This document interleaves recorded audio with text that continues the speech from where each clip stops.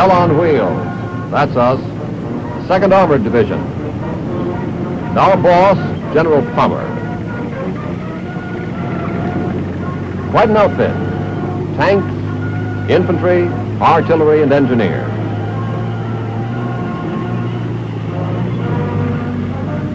Look pretty sharp,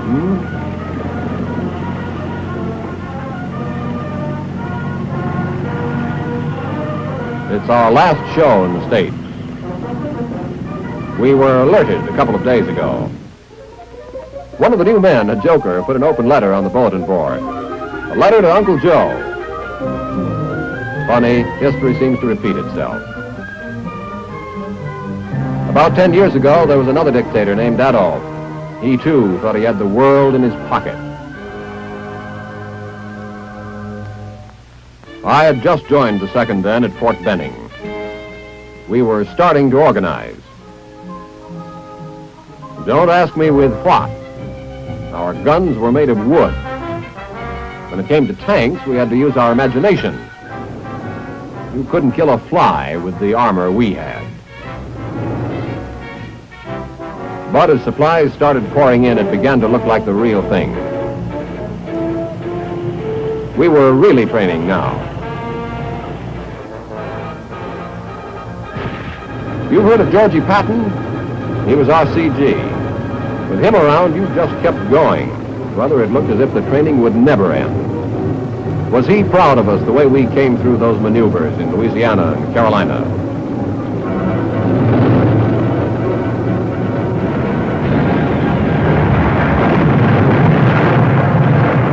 We were a crack outfit now. They called us Hell on Wheels.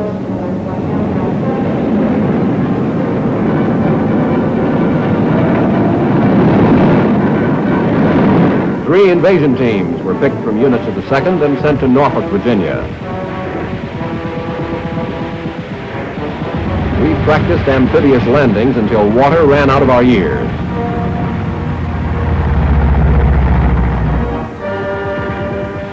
Soon enough, I found out why. We were going to be in on the African invasion. At 0400 on 8 November 1942, we hit the coast of Africa. Safi, Fidela, Port Lyote. Our mission was to secure these ports and to envelop Casablanca.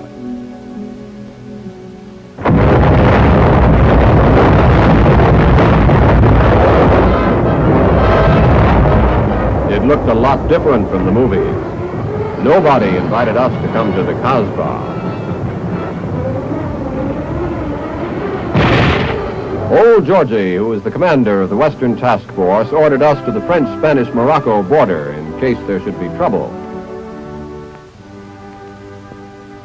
And then in April, we folded our tents and moved to Algeria, to a small town near Oran, where we started training for the next jump, Sicily. We were getting used to the water now. In fact, some of the GIs put in for sea pay.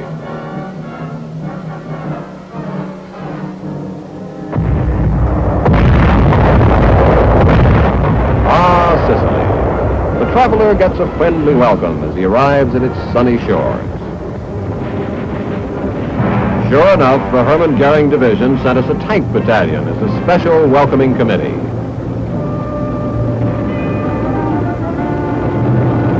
But we knocked the H out of Hermann. The 14th and the 78th Field did a swell job there.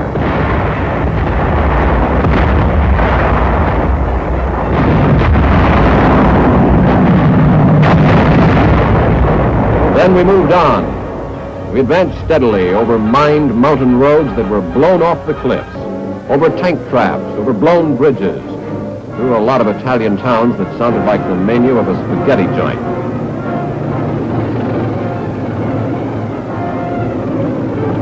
Until we reached the end of the road, Palermo, the last dish on that Italian menu. After setting up the administration of the western part of the island, we took another boat ride. Arriving in England a short time later,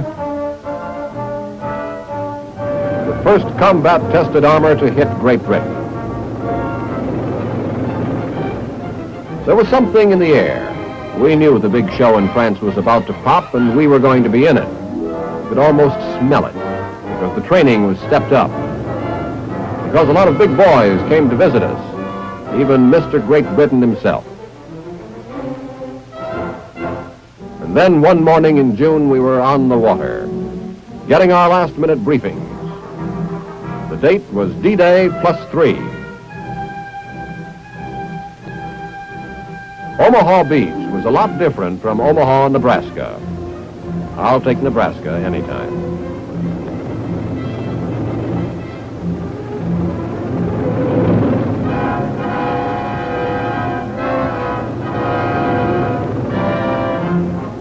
On D-Day +5, we were in it up to our necks, slugging it out with the Germans at Carentan. It was hedgerow country. Natural barriers 10 to 12 feet high that Jerry thought would stop us dead. Here's one time we threw the book away, used our tanks as battering rams. This was only the warm-up for the main event. The famous St. Lo breakthrough. Combat Command A, led by the 66, fought in the vicinity of Tessy-sur-Vire, securing the left shoulder of the opening.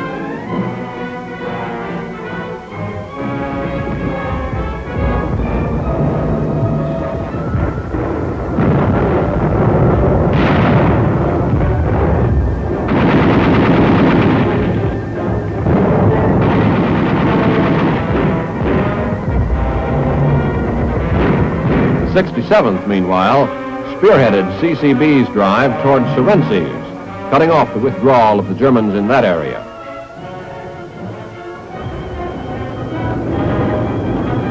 Old man Churchill was right. With sweat, blood, and tears. It was fighting, street by street, house to house, hand to hand.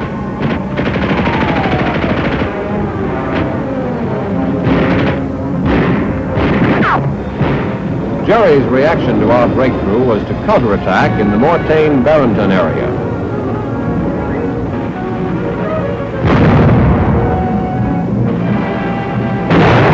But we smashed it. And how?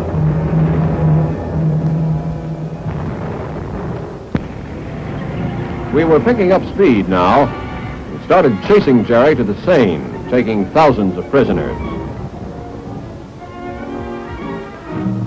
Pursuing him at an even faster pace toward the Somme, crossing the river at an unexpected point.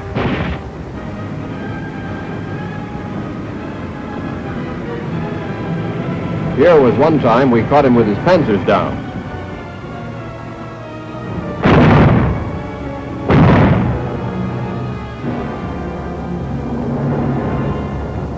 On 2 September 1944, the first Allied elements, led by the 82nd Recon, rolled over Belgian soil. Driving across to the Dutch border, we bridged the Albert Canal, pushing north on a line through Sittard.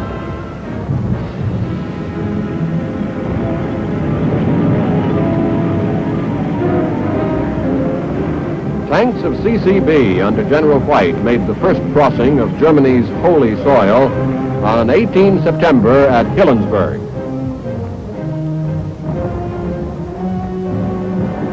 The holiness of the German fatherland became even more soiled when we crossed their border for the second time on October 3rd. It was like taking an obstacle course all over again, only this time it was the real thing and on Jerry's home ground. He was well dug in at the Siegfried Line, the famous impregnable West Wall. We went in after him. We were part of the 9th Army. Combat Command B assisted in capturing Pallenberg-Uvac, while CCA moved to the south and took a couple of other crouched towns after heavy fighting.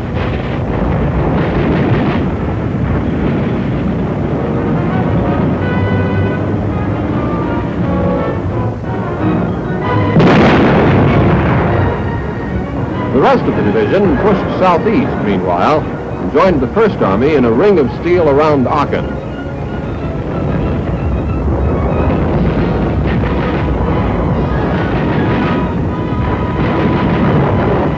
Late in November, we resumed the offensive, moving further east and south.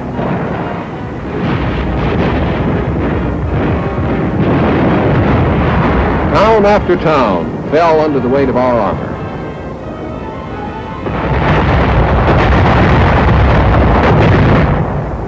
But Jerry had still another trick up his sleeve. The famous Battle of the Bulge began. The last desperate effort of the German war machine. Adolf ordered his boys to do or die. There wasn't much time to lose. They had ripped our lines wide open at the Ardennes. We raced south to Ciney in Belgium and tore into their 2nd Panzer Division.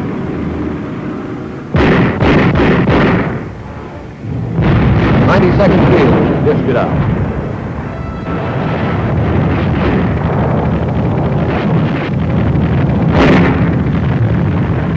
We cut the westernmost prong of their assault wedge to pieces, destroying hundreds of their vehicles, including 81 tanks. Monty of Alamein wrote us a fan letter for this job.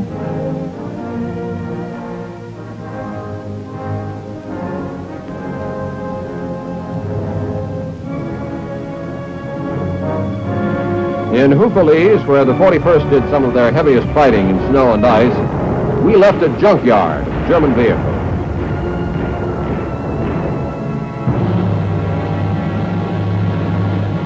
We were sure tired when we met Patton's Third Army. Tired, but happy. It meant the western half of the Bulge was sealed off. That phase of the campaign was over. After a short period of regrouping, we started the new offensive by crossing the Rohr River. Goldenhausen, Kreppel, Erdingen. We never knew where Jerry was. Was he waiting behind that corner?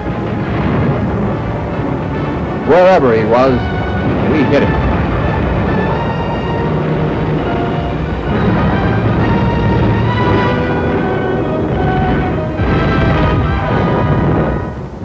We kept going until we reached the Rhine on 3 March 1945.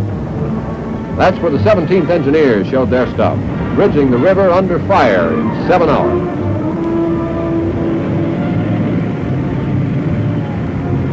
Breaking out of the Rhine bridgehead, we hit the Autobahn highway southwest of Beckum, cutting off Jerry's main artery of supply between Berlin and the Ruhr. At Lippstadt, we linked up with elements of the 3rd Armored Division, closing the trap on Germany's most vital industrial area. Jerry was losing his cockiness now.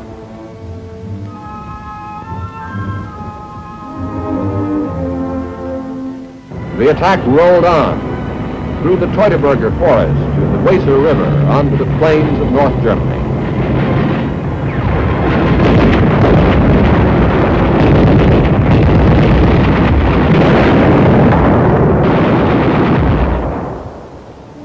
At Immendorf, the Hermann Goering Works fell into our hands. It was the beginning of the end for Jerry. On April 12th, we reached the Elbe, the Endstation, as they called it.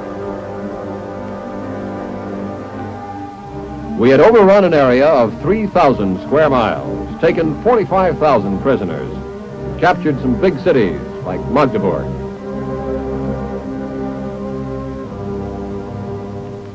But the biggest was yet to come, Berlin. It was quite a feeling to march past the barracks of the Adolf Hitler Elite Guard.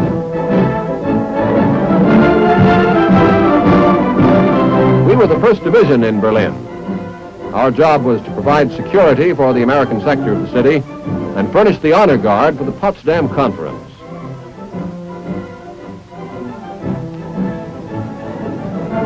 When President Truman arrived, we showed him that we were on the ball. From mud and dust, we were back to spit and polish, as if we hadn't done anything but parading these last 3 years.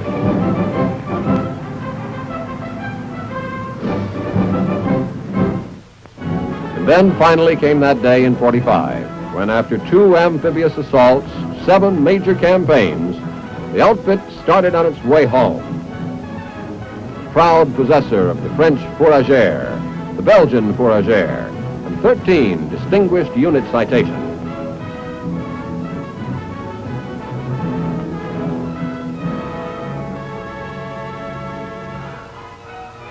Back in the States, we took up our peacetime duties at Fort Hood, Texas.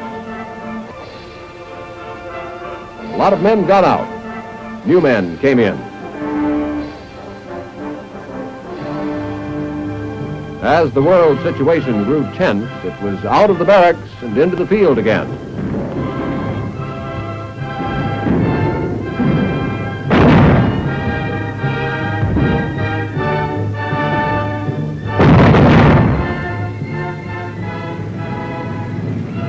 And now we're ready to go overseas. With new weapons, new men, but with a fighting spirit that isn't new for this outfit. Ike sent for us. We always were his first team. Always will be. Hell on wheels.